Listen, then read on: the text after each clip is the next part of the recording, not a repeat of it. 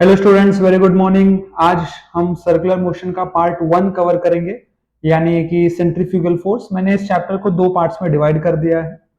अगर आप जेई 2026 या 27 या नीट 26-27 के एस्पिरेंट हैं तो आपने बहुत ही सही वीडियो पर क्लिक किया है।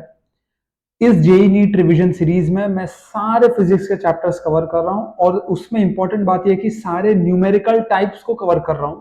तो ये वीडियो या इस सीरीज के किसी भी वीडियो को अगर आपने एंड तक देख लिया तो आपको वो चैप्टर का दूसरा कोई वीडियो नहीं देखना पड़ेगा।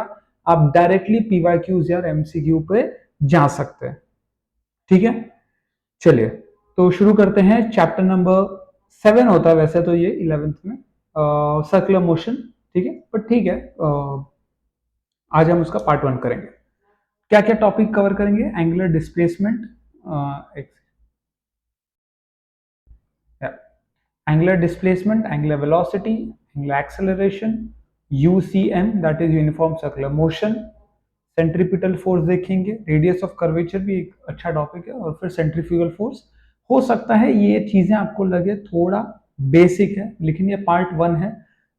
इसमें आपको चीजों को गहराई से समझना जरूरी है। पार्ट 2 जो मैं निकालूंगा उसमें आप देखेंगे कि जो चीज आप समझ रहे हैं उसका एप्लीकेशन ज्यादा हो रहा है। ठीक है, तो उस हिसाब से मैंने चैप्टर को डिवाइड किया है और सारे न्यूमेरिकल टाइप्स इसमें कवर्ड हैं, तो प्लीज न्यूमेरिकल्स को इग्नोर ना करें। ठीक है, शुरुआत करते हैं एंगुलर डिस्प्लेसमेंट की। तो डिस्प्लेसमेंट बेसिकली अगर लीनियर डिस्प्लेसमेंट की बात करें तो पॉइंट ए से पॉइंट बी जाते हो आप, ठीक है, मिनिमम डिस्टेंस में। ठीक है, ये हो गया आपका डिस्प्लेसमेंट। मान लो ये दिल्ली है, ये मुंबई है, आप दिल्ली टू मुंबई एक स्ट्रेट लाइन में फ्लाइट लेकर आते हो, वो आपका डिस्प्लेसमेंट।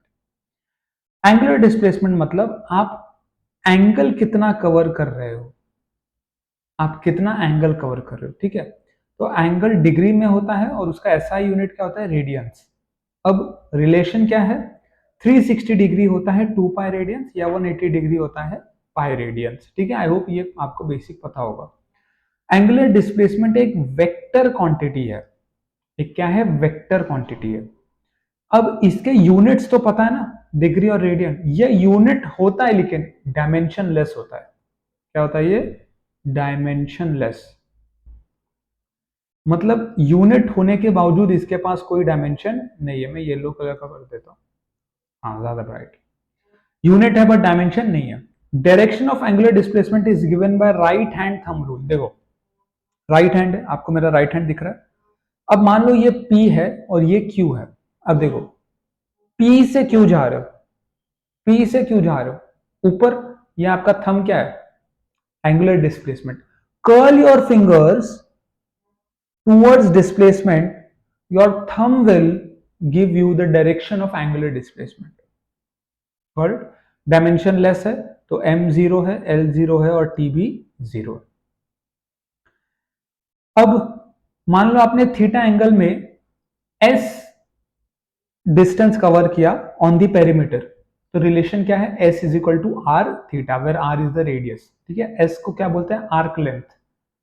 s को क्या बोलते हैं? Arc length. तो थीटा क्या हो जाएगा? s बाय आर, या थीटा क्या हो जाएगा? Arc upon radius. अब आते हैं एंगुलर वेलोसिटी, जिसको हम क्या लिखते हैं? ओमेगा। ये एक वेक्टर क्वांटिटी है। ये क्या है? एक वेक्टर क्वांटिटी है। जैसे वेलोसिटी आपका change in displacement upon change in time होता है, ये है लीनियर वेलोसिटी, तो यहाँ पे लीनियर डिस्प्लेसमेंट है। वैसे angular velocity is change in angular displacement upon change in time. Unit क्या हो जाता है? रेडियंस पर सेकेंड। डायमेंशन में देखो, ये तो डायमेंशन लेस है बट इसका डायमेंशन है तो t-1 आ जाएगा, बाकी सब 0 होगा। ठीक, और ऑब्वियसली आप थीटा को क्या लिख सकते हो? Integral of omega dt। Omega average जो होता है वो delta theta upon delta T होता है, बराबर। इंस्टेंटेनियस में क्या होता है? यही डेल्टा टी अप्रोचेस टू 0 हो जाता है ना। लिमिट लगा दो, डेल्टा टी अप्रोचेस टू 0, तो D theta by D T, और वहां से हमको क्या मिलता है कि theta is equal to integral of omega D T. Basic basic बात ही कर रहे हैं। ठीक है, इसके बाद ये बहुत इंपॉर्टेंट पार्ट है, ध्यान से सुनना, इसके न्यूमेरिकल्स भी बहुत अच्छे हैं। मान लो आप यहां से यहां जा रहे हो, इस दौरान आपने डेल्टा थीटा एंगल कवर किया, आपकी लीनियर वेलोसिटी v थी। आप ओमेगा से घूम रहे हो, डेल्टा एस आर्क लेंथ आपने कवर किया है, आर रेडियस दिया गया है। यहां पे जो v और ओमेगा का रिलेशन है ना, वो है v is equal to are omega. ये आधा सच है, पूरा सच है कि v perpendicular is equal to are omega. पर सर हमने तो ये हमेशा यही पढ़ा है कि v is equal to are omega. Circular motion में वेलोसिटी और रेडियस हमेशा परपेंडिकुलर होता है। आप सर्कल ले लो, यहां पे ले लो, ये आपका लीनियर वेलोसिटी है और ये आपका रेडियस है, परपेंडिकुलर हो गया।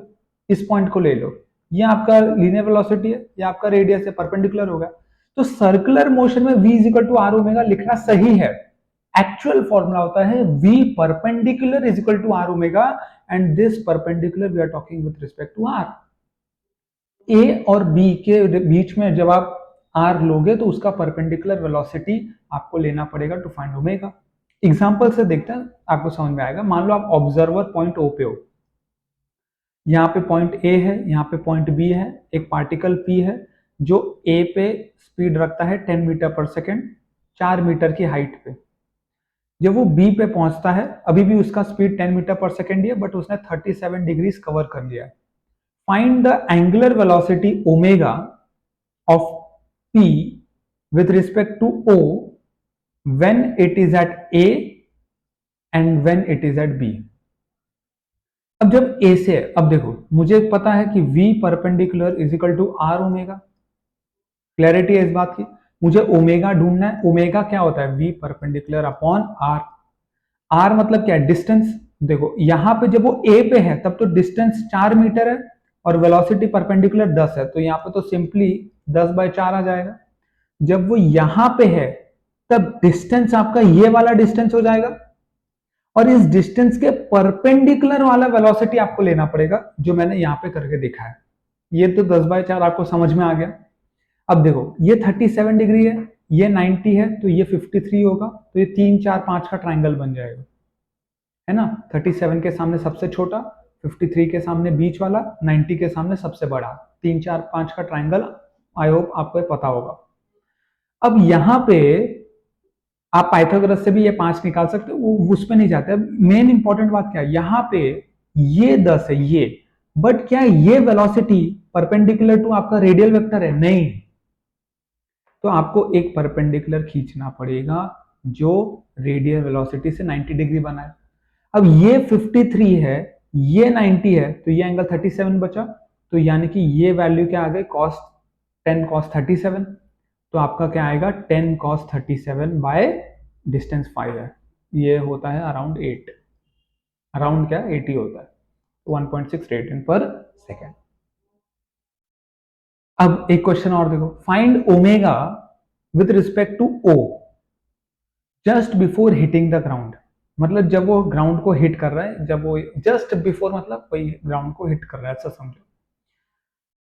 देखो जब वो ग्राउंड को हिट कर रहा है, आपको ये बात तो पता होगा कि शुरुआत 10 से किया था, यहाँ पे जाके मैक्सिमम स्पीड मतलब मैक्सिमम हाइट पे जाके स्पीड 0 हो जाएगा वाई डायरेक्शन का, और यहाँ आते आते वापस क्या हो जाएगा? स्पीड 10 का ही हो जाएगा। ये एंगल 30 है, ये एंगल भी 30 होगा, ठीक है। अब जब वो ग्राउंड को हिट कर रहा है और आपको किसके रिस्पेक्ट में निकालना है? ओ। ओ ये है, ओ ये है। तो जो जो डिस्टेंस है वो तो रेंज हो गया आपका, लेकिन रेंज के परपेंडिकुलर वाली वेलोसिटी ढूंढनी पड़ेगी।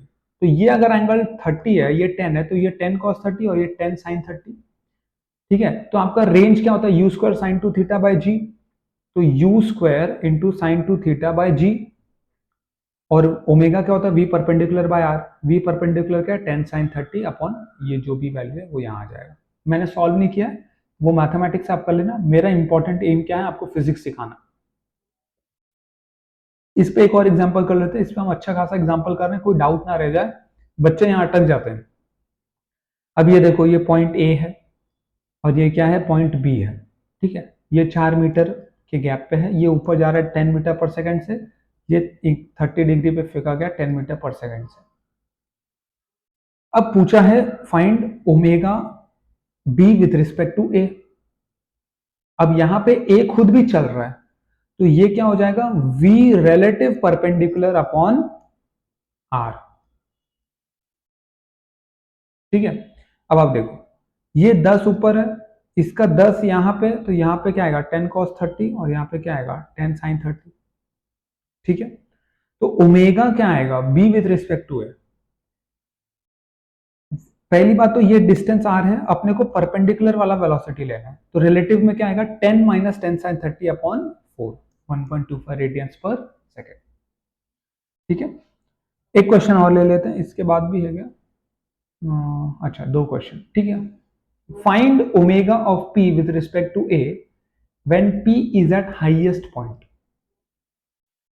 अब ठीक है, ये पी को प्रोजेक्ट किया है 37 डिग्री पे 50 मीटर पर सेकेंड, ओमेगा निकालना हाईएस्ट पॉइंट पे। जब वो हाईएस्ट पॉइंट पे पहुंचेगा तो वो रेंज के r/2 पे होगा, क्लियर बात है, और उसकी जो हाइट होगी वो h मैक्स होगी। अब यहां देखो, यहां पे जब ये 50 था तो इसका x कंपोनेंट क्या होगा 40, वो तो कभी बदलने वाला नहीं है, प्रोजेक्टाइल मोशन में x कंपोनेंट कभी बदलता नहीं है, तो 40 ही होगा। लेकिन अपने को अच्छा y कंपोनेंट 0 होगा, क्योंकि हाईएस्ट पॉइंट पे ना, हाईएस्ट पॉइंट पे y कंपोनेंट 0 हो सकता है, क्योंकि उसके ऊपर वो जा ही नहीं सकता। अगर आपके पास हाईएस्ट पॉइंट पे भी y कंपोनेंट है वेलोसिटी का, मतलब आप ऊपर और जाओगे अभी, तो वो हाईएस्ट पॉइंट ही नहीं है आपका। हमेशा याद रखना हाईएस्ट पॉइंट पे आपका y डायरेक्शन में वेलोसिटी 0 होता है। ठीक है, तो मेरी जो सारी वेलोसिटी है 40 है। ओके, अब मेरा जो रेडियल वेक्टर है from point O to point P वो ये है, वो ये है। ठीक बात है, अब ये निकालना आसान है क्योंकि ये 90 डिग्री है, तो ये पाइथागोरस से लिख दूंगा H max square plus r/2 का स्क्वायर। ठीक है, तो ये रेडियल आ जाएगा। मुझे इसके परपेंडिकुलर की वेलोसिटी निकालनी है। मान लो ये एंगल थीटा है, मान लो, तो ये एंगल भी थीटा हो गया, तो ये हो गया 40 साइन थीटा।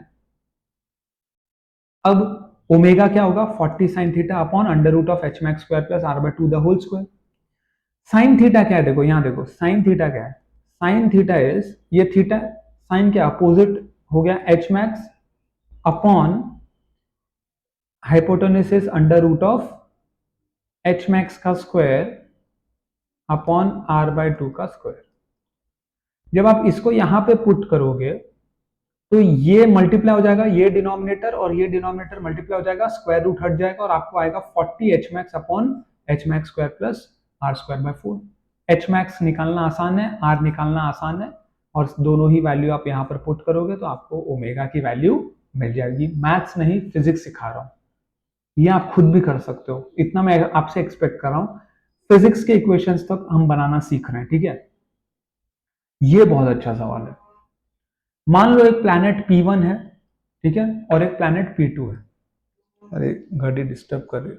एक प्लैनेट P1 है, एक प्लैनेट P2 है, और सन के अराउंड आप रिवॉल्व कर रहे हो। किसके अराउंड रिवॉल्व कर रहे हो, सन के। T इक्वल टू 0 पे दोनों प्लैनेट ए से स्टार्ट करते हैं, T इक्वल टू 0 पे दोनों प्लैनेट ए से स्टार्ट करते हैं। प्लैनेट 1 का टाइम पीरियड 8 घंटा है, प्लैनेट 2 का टाइम पीरियड 12 घंटा है। At what time they will meet again, ये सवाल है। मैं हमेशा एक रिकमेंडेशन देता हूं, अगर दो तीन बॉडीज का मोशन एक साथ हो रहा है, तीन बॉडीज का नहीं समझो, दो बॉडीज का मोशन एक साथ हो रहा है, सबसे अच्छी चीज होती है कि आप एक पर जाकर बैठ जाओ, क्योंकि आपके लिए वो रेस्ट पे आ गया, अब आपको एक ही बॉडी का मोशन संभालना है।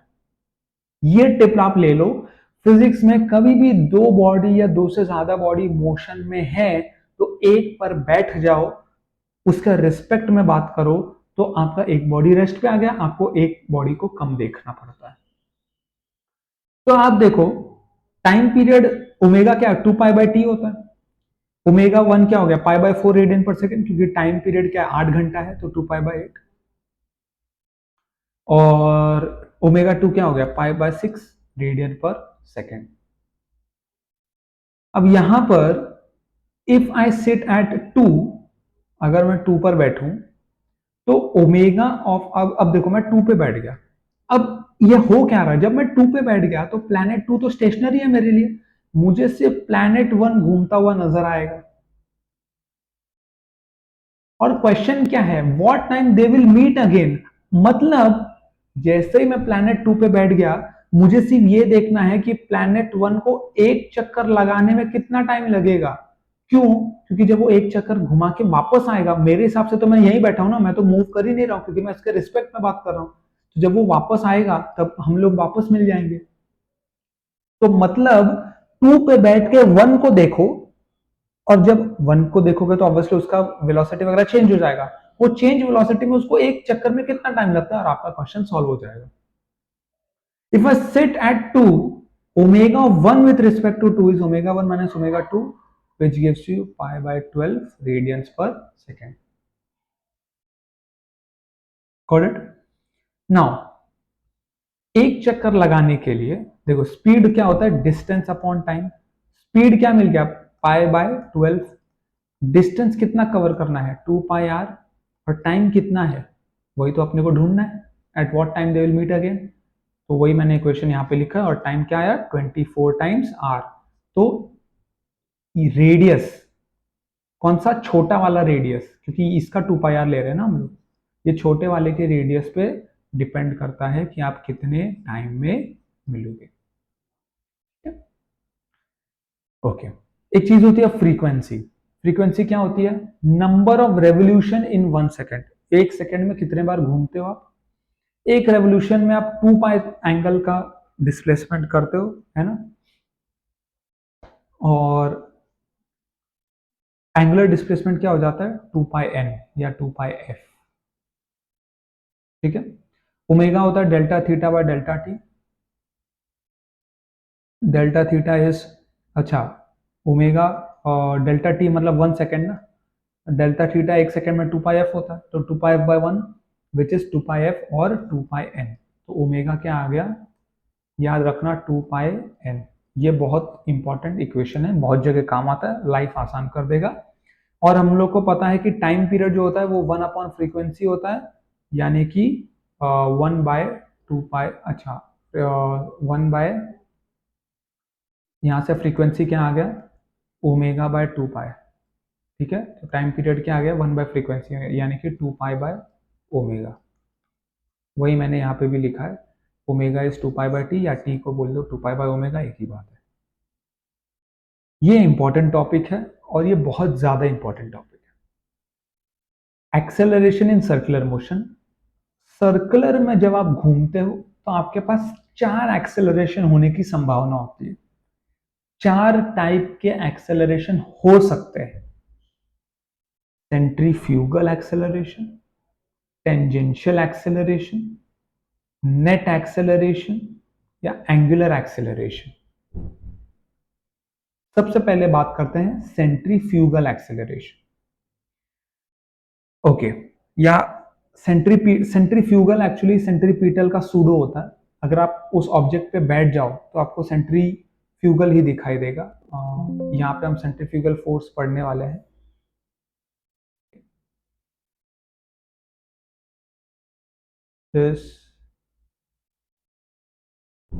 ओके, इसको आप सेंट्रीपिटल लेके चलते हैं, सेंट्रीफ्यूगल नहीं, क्योंकि सेंट्रीफ्यूगल कुछ नहीं होता, उसी का सूडो होता है, उल्टा डायरेक्शन, जब आप उसी में बैठ जाओ। ठीक है, let's say centripetal, not fugal. Okay, let's make, क्योंकि डायरेक्शन हमने अंदर लिया है ना, बाहर लेते तो सेंट्रीफ्यूगल होता, अंदर लेके चल रहा हूं तो सेंट्रीपिटल मान के चलो। Represent the change in direction of velocity. अब देखो, जब आप सर्कल में घूम रहे हो, जब आप सर्कल में घूम रहे हो, ठीक है, तो आपकी वेलोसिटी यहाँ है, यहाँ है, मतलब हर पॉइंट पे आपकी वेलोसिटी चेंज हो रही है, हर पॉइंट पे आपकी वेलोसिटी चेंज हो रही है। क्या चेंज हो रहा है, डायरेक्शन तो चेंज हो रहा है, वो तो दिख ही रहा है। मैग्नीट्यूड चेंज हो भी सकता है, नहीं भी हो सकता है, लेकिन डायरेक्शन तो चेंज होगा ही। मतलब अगर आप सर्कल में घूमोगे तो वेलोसिटी चेंज होगा, वेलोसिटी वेक्टर क्वांटिटी है ना, डायरेक्शन बदला तो वेलोसिटी बदल गई। तो सर्कल में घूमना वेलोसिटी के बदले बिना पॉसिबल नहीं है, मतलब सर्कल में घूमना बिना एक्सेलरेशन के पॉसिबल नहीं है। पर कौन सा एक्सेलरेशन सर, चार चार लिखा आपने, सेंट्रीपिटल एक्सेलरेशन। सेंट्रीपिटल एक्सेलरेशन आपके वेलोसिटी के डायरेक्शन के चेंज के लिए जिम्मेदार होता है। और वो कैसे चेंज करेगा, एक्टिंग टुवर्ड्स द सेंटर, वो अपनी तरफ खींच रहा है ना, वो अपनी तरफ खींच रहा है। क्योंकि वो सेंटर पे एक्ट कर रहा है, इसके लिए वो मैग्नीट्यूड को नहीं बदल पा रहा है, वो डायरेक्शन को बदल रहा है। उसका फॉर्मूला क्या है? वी स्क्वायर बाय आर, या आप बोलो a c is equal to we square omega square r, क्योंकि v is equal to are omega होता है ना। तो आप ये पुट करोगे तो आपको क्या आएगा? A c is omega square r. Direction क्या है? Towards the centre along the radius. Direction क्या है? Towards the centre along the radius. ठीक है, ओके। टेंजेंशियल एक्सेलरेशन, मैंने आपको बोला मैग्नीट्यूड बदल भी सकता है, नहीं भी बदल सकता। अगर बदल रहा है तो उस डायरेक्शन में कोई एक्सेलरेशन होना चाहिए तो उसकी वैल्यू को बदल सके। वो कौन है? Tangential acceleration. Represents the change in value of velocity. अब देखो ये वेलोसिटी है, v बार वेलोसिटी है, तो इसमें v बार तो पूरा वेलोसिटी डायरेक्शन प्लस मैग्नीट्यूड। जब मैं मॉड लगा दिया, now it is only magnitude which is change bye tangential acceleration. So change in only magnitude is tangential acceleration. ये आपको बात हमेशा याद रखनी है। ठीक है, अब यहां पे सेंट्रीपिटल एक्सेलरेशन लग रहा है, यहां पे टेंजेंशियल एक्सेलरेशन लग रहा है। इनका जो नेट होता है ना, वो नेट एक्सेलरेशन होता है, टोटल चेंज इन वेलोसिटी। अब टोटल चेंज इन वेलोसिटी, पूरे वेलोसिटी मतलब dv बाय dt का चेंज, चेंज नेगेटिव पॉजिटिव दोनों होता है, अपन मॉड ले लेते हैं, सिर्फ पॉजिटिव की बात कर रहे हैं, मतलब मैग्नीट्यूड की बात कर रहे हैं, ए नेट। और इसकी वैल्यू क्या होगी? Under root of A C square plus A T square. अब यहां देखो, मान लो ए टी ए सी है, ये ए नेट है, मान लो ये एंगल अल्फा हो गया। ठीक है, तो tan अल्फा क्या आएगा? ये ए सी को आप पैरेलल शिफ्टिंग कर सकते हैं ना वेक्टर का, तो tan अल्फा क्या हो जाएगा? ए सी अपॉन ए टी। इसके बाद आता है angular acceleration. Angular acceleration is change in angular velocity upon time, जैसा रेगुलर होता है, और एवरेज आएगा delta omega by delta T. Uniform circular motion, what do you mean by uniform circular motion? देखो सर्कुलर मोशन तो है, तो acceleration तो है, सेंट्रीपिटल एक्सेलरेशन तो है। सेंट्रीपिटल आप इतना सोच लो, सर्कल है मतलब सेंट्रीपिटल है, सर्कुलर मोशन है तो सेंट्रीपिटल एक्सेलरेशन है, उसके बिना सर्कुलर मोशन पॉसिबल नहीं है। लेकिन क्या आप वेलोसिटी के स्पीड को, मतलब वैल्यू को, स्पीड को कांस्टेंट रख के भी तो गोल गोल घूम सकते हो, यानी कि टेंजेंशियल एक्सेलरेशन को जीरो करके, उसी को बोलते हैं uniform circular motion. Uniform circular motion मतलब constant with circular motion, what? Magnitude of velocity, speed constant, तो एटी क्या हो गया? जीरो। अब आपको पता है एटी क्या होता है? R alpha. ये जीरो हो गया तो अल्फा क्या हो गया अपने आप? जीरो हो गया, यानी कि आपका कोई एंगुलर एक्सेलरेशन नहीं होता, आपका कोई एंगुलर एक्सेलरेशन नहीं होता। ए नेट क्या हो गया? AC square plus eighty square, but ये तो जीरो है, तो ए नेट क्या होगा? एसी के बराबर, जो कि जीरो नहीं है, यानी कि टोटल चेंज इन वेलोसिटी भी जीरो नहीं है।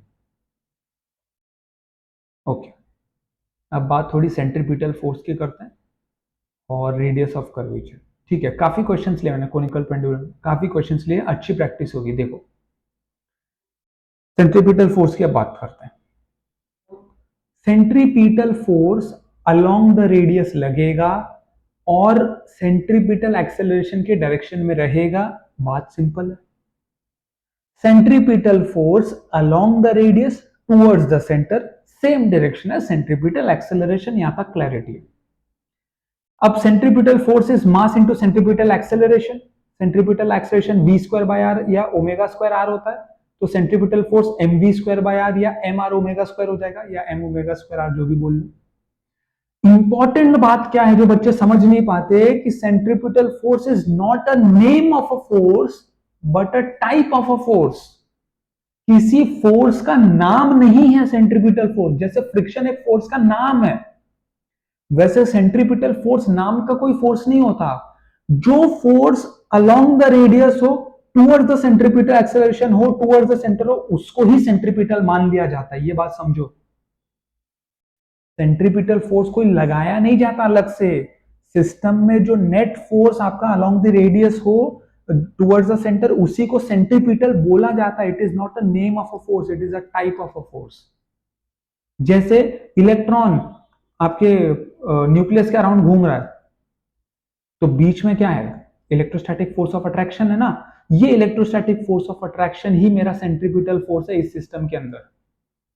सन के अराउंड अर्थ घूम रहा है, बीच में क्या है, ग्रेविटेशनल पुल है ना, ये ग्रेविटेशनल फोर्स ऑफ अट्रैक्शन ही इस सिस्टम का सेंट्रीपिटल फोर्स है। कोई अलग से फोर्स नहीं आता कि ये सेंट्रीपिटल फोर्स है। वो फोर्स जो टुवर्ड्स द सेंटर हो, अलोंग द रेडियस हो, उसी को सेंट्रीपिटल बोला जाता है। It is not a name of a force, but it is a type of a force. समझे? एक क्वेश्चन देखो, ये स्ट्रिंग है, ये 1 kg ब्लॉक है, ये 2 kg ब्लॉक है, ये 3 kg ब्लॉक है। 1 मीटर का स्ट्रिंग है, ये 1 मीटर का स्ट्रिंग है, ये 1 मीटर का स्ट्रिंग है। इसको मैंने घुमा दिया ओमेगा 2 रेडियन पर second. Calculate tension in all the strings. अलग अलग स्ट्रिंग है तो अलग अलग टेंशन होगा। ऑब्वियसली ये वाला जो स्ट्रिंग है वो 3 2 5 1 6 किलो उठा रहा है, ये वाला स्ट्रिंग है उसको 5 किलो पुल कर रहा है, और ये वाला स्ट्रिंग है 3 किलो ही पुल कर रहा है स्ट्रिंग को। तो इसमें सबसे कम टेंशन होगा, इसमें सबसे ज्यादा टेंशन होगा। ये लॉजिकल बात है, ठीक बात। अब यहां भी देख लेते हैं। चलो मान लो 1 kg में यहां पे टेंशन T लग रहा है, ठीक है। 2 kg ब्लॉक में यहाँ पे टेंशन T1 है मान लो इस रस्सी में, और 3 kg ब्लॉक के रस्सी में यहाँ पे टेंशन T2 है मान लो। बहुत बढ़िया सर, मान लिया। अब क्या करें, क्वेश्चन में दिया है ओमेगा 2 है, 2 रेडियंस पर सेकेंड क्वेश्चन में दिया है, बहुत अच्छा। 3 kg को एनालाइज करो। क्यों इसको एनालाइज करो, इसमें तो एक ही टेंशन है ना भाई।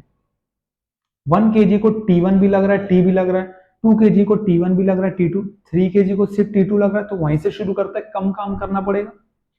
तो इसको मात्र एक फोर्स T2 ही घुमा रहा है, तो क्या T2 ही सेंट्रीपिटल फोर्स है? T2 इसको गोल गोल घुमा रहा है, क्या टुवर्ड्स द सेंटर है, अलोंग द रेडियस है? यस, ओमेगा 2 है, रेडियस क्या 3 मीटर हो गया। आप यहां ये आपके घूमने का केंद्र है, सेंटर है, क्या सेंटर से 3 मीटर दूर 3 kg वाला घूम रहा है, घुमाने वाला फोर्स T2 है, तो क्या T2 ही सेंट्रीपिटल फोर्स है? Centripetal force mr omega square होता है, तो T2 आया, मास 3 kg का है, रेडियस 3 मीटर का है, ओमेगा 2 था तो ओमेगा स्क्वायर 4 हो गया, क्या T2 36 न्यूटन आ गया? कोई बुराई नहीं है, बहुत अच्छी बात है, आसान सवाल।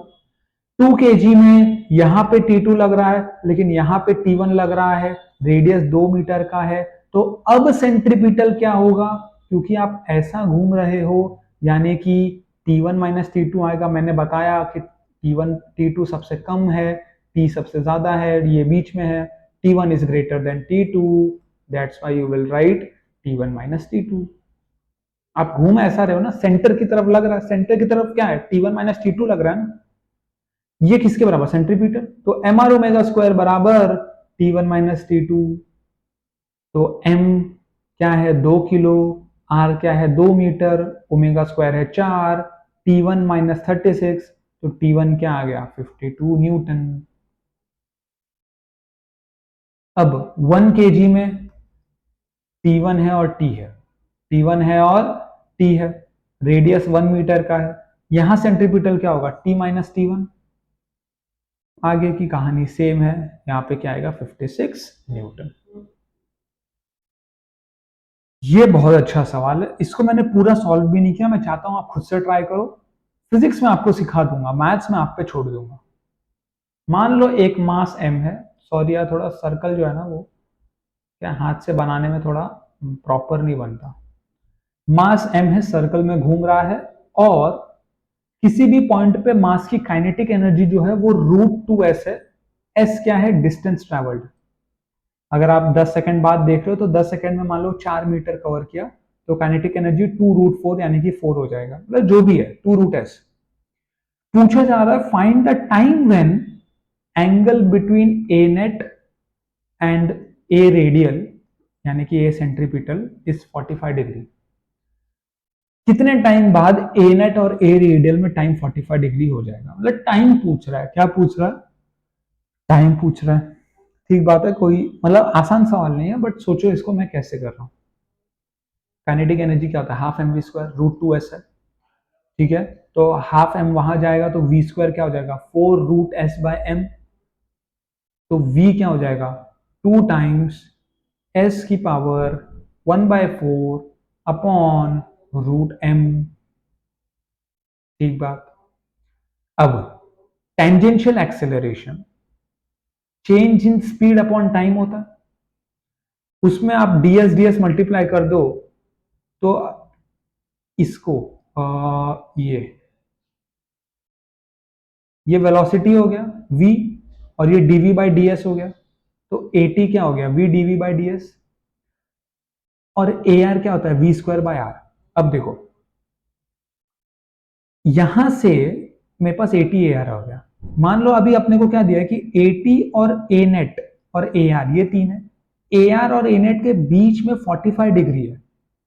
ये टेन 45 क्या होगा, अपोजिट में क्या है, एटी। ठीक है, और एडजेसेंट में क्या है, ए आर। यानी कि एटी बराबर ए आर। वो कंडीशन क्या पूछ रहा है, कौन से टाइम पे एटी ए आर बराबर हो जाएंगे। तो आपको एटी भी पता है, आपको ए आर भी पता है, दोनों को इक्वेट कर लो। आपको v भी पता है, v की वैल्यू पुट कर दो। v क्या होता है, ds बाई डी टी। देखो ये दोनों को इक्वेट करोगे, वैल्यू पुट करोगे तो आपको s मिल जाएगा। ये दोनों को इक्वेट करोगे, क्या इक्वेट करोगे, v dv by D S is equal to we square by R. तो एक v तो यहीं कट गया, आपको क्या मिलेगा, D V upon V is equal to D S upon R. तो यहां से इंटीग्रल लगाओगे तो आपको क्या मिलेगा, एस मिल जाएगा। ये v क्या होता है, D S by D T, ये एस आप इसमें पुट करोगे आपको टाइम t निकल जाएगा। मैं चाहता हूं एक बार आप खुद ट्राई करो, इसका मैथ्स थोड़ा सा बड़ा भी हो रहा था इसलिए मैंने इसको इस पीपीटी में नहीं रखा है। चाहो तो मैं अलग से एक वीडियो बना दूंगा अगर आप कमेंट करोगे तो। ठीक है, बट फिजिक्स आपको अगर समझ में आ गई है तो मैथ्स आप हैंडल करना आपको सीखना ही पड़ेगा। ठीक बात है। ये सवाल देखो, v is equal to root S दिया है, find the angle between A R and A net after 1 second. अब क्वेश्चन घुमा दिया, अब टाइम दे दिया, एंगल पूछ रहा है, रेडियस 1 मीटर। देखो v is equal to root S है, a क्या होता है, V square by R, r क्या है 1 मीटर, तो s बाय 1, यानी कि ए आर क्या हो गया, s हो गया। अभी at जो होता है वो r अल्फा होता है, at means tangential acceleration is r alpha। Okay, at v dv by ds भी होता है, मैंने अभी यहां दिखा ना, at v dv by ds, तो v dv by ds हो गया। ओके, ठीक है, मुझे पता है कि v is equal to root s, तो root s into root s by D s, यानी कि root s into d by D s of root s. तो रूट एस तो ये वाला एज इट इज आ गया, d root s by D S is 1/2 root s, यानी कि ये कैंसिल हो जाएगा, 1/2 आ जाएगा। क्या आया आपका, 80 is 1/2। Now 80 is equal to R alpha, R 1 है तो अल्फा क्या आ गया, 1/2। अल्फा 1/2 आ गया तो ओमेगा क्या आएगा, t/2। अरे भाई ओमेगा क्या होता है, इंटीग्रल अल्फा डी टी होता है ना, और क्या होता है,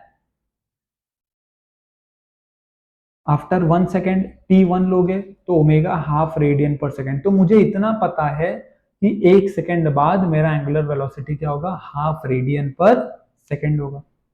very good. Now A R is equal to are omega square, R 1 है, ओमेगा हाफ है, तो 1 सेकेंड बाद मुझे पता है कि मेरा रेडियल एक्सलेशन यानी कि सेंट्रीपिटल एक्सलेशन 1/4 होगा। तो रेडियल एक्सलेशन 1/4 है, टेंजेंशियल एक्सलेशन 1/2 आया है ना, 1/2 आया था ना, ये 80। और पूछा क्या जा रहा है, angle between A R and A net. अब तो आसान हो गया, angle between A R and A net मान लो थीटा है, तो tan थीटा क्या हो गया 2, तो थीटा क्या हो गया tan इनवर्स बाय। ओके, इसके बाद एक और कॉन्सेप्ट आता है रेडियस ऑफ कर्वेचर का, ठीक है, रेडियस ऑफ कर्वेचर का। ये देखो मैं आपको समझाता हूं, ये कर्व दिख रहा है आपको, ये कर्व है। अगर आप इस कर्व को कंप्लीट करोगे तो एक सर्कल मिलेगा, वो सर्कल का जो रेडियस होगा ना वो होता है उस कर्वेचर का रेडियस। अब यहां देखो, यहां पे कर्व कम था, मतलब फ्लैटनेस ज्यादा थी तो रेडियस ऑफ कर्वेचर बड़ा था। ये बहुत कर्व है तो इसका सर्कल बहुत छोटा बनेगा, तो इसका रेडियस ऑफ कर्वेचर बहुत कम होगा। तो radius of curvature of A is more than B. Radius of curvature निकालते कैसे, मैं आपको बताता हूं। मैथ्स में ये फॉर्मूला मैथ्स का है और ये फॉर्मूला फिजिक्स का है, लेकिन जेई एडवांस इस साल के पेपर में हमने फिजिक्स में ये वाला फॉर्मूला यूज किया था। इसके लिए आप बहुत सारे कोचिंग इंस्टीट्यूट इसको इग्नोर कर देते हैं, आप मत करना। फॉर्मूला ये होता है कि R is equal to d2y upon dx square, R is equal to d2y upon dx square upon 1 plus dy by dx the whole square raise to 3/2। ये मैथ्स का फॉर्मूला है। फिजिक्स में हम अक्सर ये यूज करते हैं कि radius of curvature is v square upon AR, यानी कि ratio of square of the velocity to the component of acceleration perpendicular to velocity, क्योंकि AR is what, perpendicular to velocity ना। तो square of the velocity, ratio of the square of the velocity to the component of acceleration which is perpendicular to the velocity.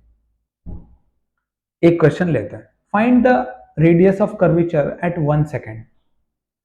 एक particle को 50 metre पर second से project कर दिया 53 degree से angle पे। अब 1 सेकेंड में देखो v क्या होता है, u प्लस AT होता है। इनिशियली क्या आता है 40, ये क्या हो गया, ये 40 हो गया, ठीक है। माइनस ये कितना है, -10 है, और t कितना है 1 है, तो 40 माइनस 10 कितना हो गया 30, यानी कि 1 सेकंड बाद आपकी रफ्तार 30 मीटर होगी y डायरेक्शन में। x डायरेक्शन तो कभी बदलेगा ही नहीं, ये तो 30 था, हमेशा 30 ही रहेगा, तो ये 30 है, ये भी 30 है, बहुत बढ़िया। तो इसका जो रिजल्टेंट होगा वो होगा 30√2 और एंगल बनाएगा 45 डिग्री। अब देखो ये पॉइंट है, अब इसके परपेंडिकुलर एक्सेलरेशन ढूंढना है अपने को। नीचे एक्सेलरेशन 10 है और इस लाइन का परपेंडिकुलर ये लाइन खींचा मैंने, ये 45 डिग्री है, ठीक है, ये 45 डिग्री है, और कौन सा 30√2, ये 45 डिग्री है हॉरिजॉन्टल के साथ, ये अपने को पता हॉरिजॉन्टल के साथ 45 डिग्री। ये एंगल क्या होगा, ये भी 45 डिग्री होगा। क्यों, क्योंकि ये इसके परपेंडिकुलर लिया ना मैंने, परपेंडिकुलर टू दी वेलोसिटी, तो आधा 45, तो ये बचा हुआ 45 होगा। तो रेडियस ऑफ कर्वेचर क्या है, वेलोसिटी का स्क्वायर 30√2 का स्क्वायर डिवाइड बाय पर एक्सेलरेशन का वो कंपोनेंट जो परपेंडिकुलर हो, तो ये 45 है, तो ये 10 है, तो ये क्या हो जाएगा 10 sin 45, 10/√2, तो आंसर क्या आएगा 180√2 मीटर्स। ओके ओके, सेंट्रीफ्यूगल का ओके। आपको एक्सेलरेशन दिया है 2t i कैप, इनिशियल रफ्तार दिया है 2j cap. Find radius of curvature eight 2 second, find radius of curvature eight 2 second, ठीक है। ए क्या होता है dv बाई dt, तो dv क्या होगा a dt, a क्या है 2t i cap, v u से v तक, यानी कि v माइनस u क्या दिया 2j is equal to 2t dt क्या होगा t स्क्वायर बाय 2, 2 कैंसिल, तो t स्क्वायर i कैप, तो v क्या हो गया t square i cap plus 2j cap, मतलब किसी भी टाइम t पे आपकी ये रफ्तार होगी। अब t इक्वल टू 2 सेकंड पे आरसी ढूंढना है, तो t इक्वल टू 2 सेकंड पे आपकी वेलोसिटी क्या है 4i cap plus 2j cap, ठीक बात। एक्सेलरेशन क्या दिया आपने 2t i कैप, तो t इक्वल टू 2 सेकंड पे एक्सेलरेशन क्या होगा 4i कैप, यानी कि ये आपका एक्सेलरेशन है 4i कैप, ये आपका वेलोसिटी है 4i cap plus 2j cap. Radius of curvature निकालने के लिए वेलोसिटी का स्क्वायर चाहिए, वो तो मिल जाएगा, √16 प्लस 4 20, √20 हो गया आपका velocity. Divide by component of acceleration perpendicular to the velocity. अब थोड़ा वेक्टर का गेम है। मान लो आपका ए और बी है, बीच में एंगल थीटा है, तो ए डॉट बी क्या होता है, ए बी कॉस थीटा।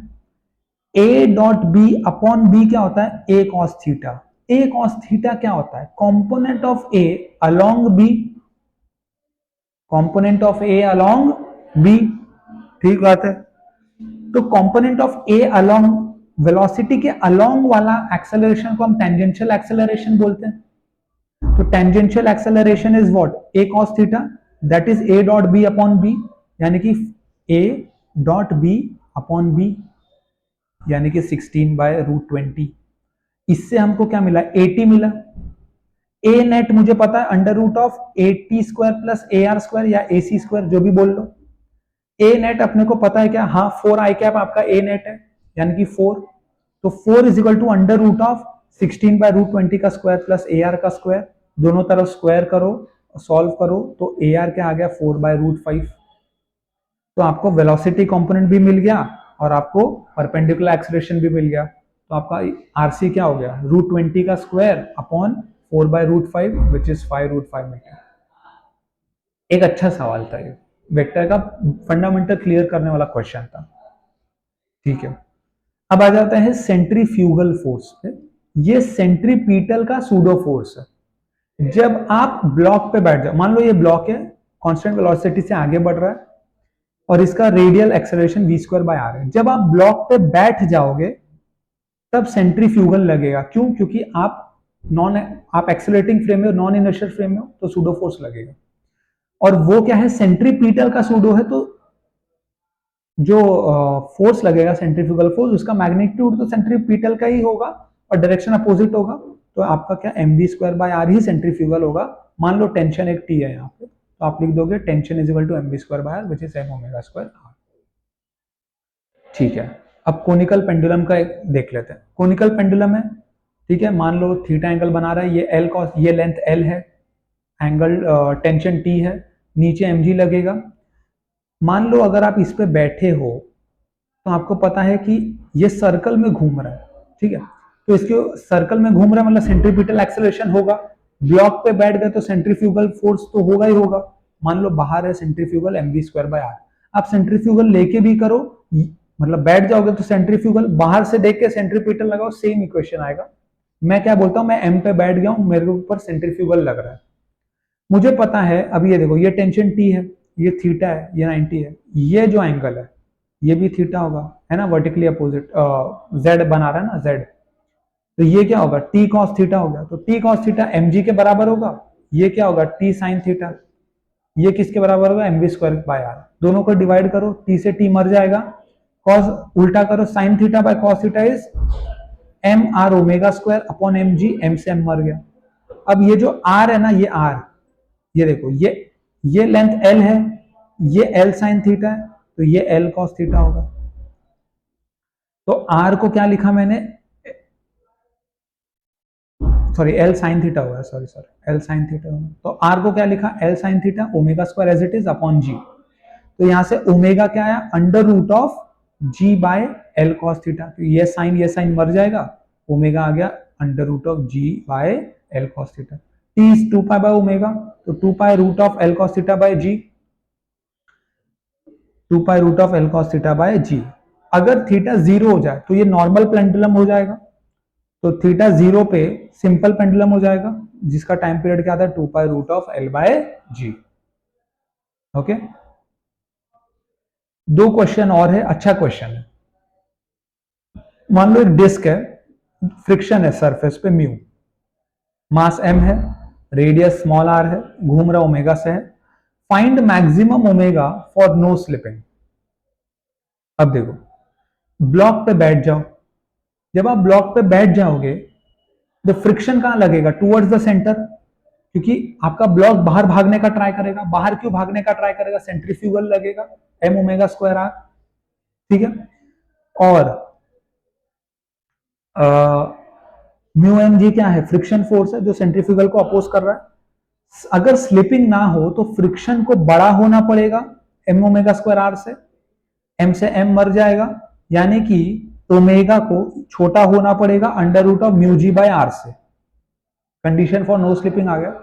अब क्या दिया है, क्वेश्चन मॉडिफाई किया कि इनिशियल रफ्तार 0 थी, एक्सेलरेशन अल्फा है, अब बताओ omega max for no slipping. अब इसमें एंगुलर एक्सेलरेशन आ गया, ठीक बात। अब देखो ये ब्लॉक है, ब्लॉक पे एंगुलर एक्सेलरेशन आर अल्फा लगता है और टेंजेंशियल एक्सेलरेशन, फिर रेडियल एक्सेलरेशन तो लग ही रहा होगा क्योंकि सर्कल में घूम रहा, बिना सेंट्रीपिटल एक्सेलरेशन का हो नहीं सकता। ये आपका ए नेट है, मतलब आपका जो ए नेट है वो ऐसा है। अगर आपका ए नेट ऐसा है तो आपका फ्रिक्शन कैसा होगा, आपका फ्रिक्शन कैसा होगा। स्लिप ना करने के लिए जो फ्रिक्शन होगा वो एम ए नेट के बराबर होना चाहिए। डायरेक्शन तो देखो फ्रिक्शन स्मार्ट है, डायरेक्शन अपना चूज कर लेगा। क्या मैग्नीट्यूड होना चाहिए फ्रिक्शन का कि स्लिपिंग ना हो। जब फ्रिक्शन और एम ए नेट जस्ट बराबर होगा तो वो जस्ट अबाउट टू स्लिप का कंडीशन आ जाएगा, जस्ट अबाउट टू स्लिप, क्योंकि आपका जो एक्सेलरेशन है और एम ए नेट है, मतलब जो पूरा फोर्स है फ्रिक्शन वगैरह का लेके वो फोर्स, मतलब जो एक्सेलरेशन का फोर्स है सेंट्रीफ्यूगल वगैरह, वो फ्रिक्शन के बराबर हो गया। अब कभी भी वो स्लिप कर सकता है, थोड़ा सा भी बढ़ा तो आप जो कंडीशन है वो यही है कि friction force M A net के बराबर होना चाहिए। तो friction force M A net के बराबर होना चाहिए, ठीक है। तो एम ए नेट क्या है, ए नेट क्या होता है, ए सी का स्क्वायर प्लस ए टी का स्क्वायर। तो ए टी क्या है, हेलो, नहीं ऊपर हूँ।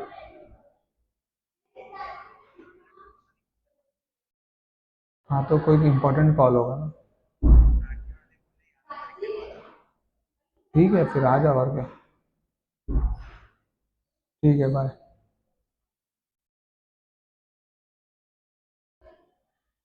ठीक है, तो फ्रिक्शन क्या है, तो ए नेट क्या है, a C square plus A T square, ठीक बात। अब सेंट्रीपिटल एक्सेलरेशन क्या होता है, ओमेगा स्क्वायर आर।